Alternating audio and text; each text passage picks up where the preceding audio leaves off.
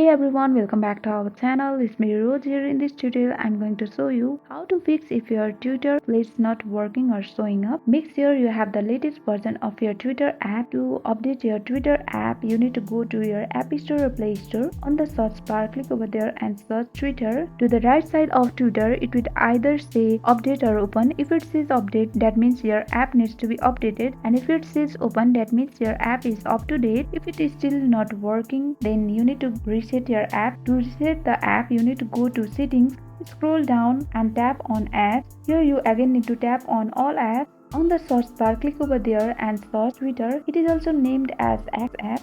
When you get access to Twitter info, then tap on storage and cache, then tap on clear storage. This will basically reset your app. Make sure to back up your data and find your way to log in back to app. And the last thing you can do is uninstalling and reinstalling the app again. Go to the app info and here you can uninstall and reinstall the app, and after that your Twitter fleets will start showing or working. I hope this tutorial helped you, and if you are new to our channel, make sure to subscribe, like and hit the notification bell icon, and thanks for watching.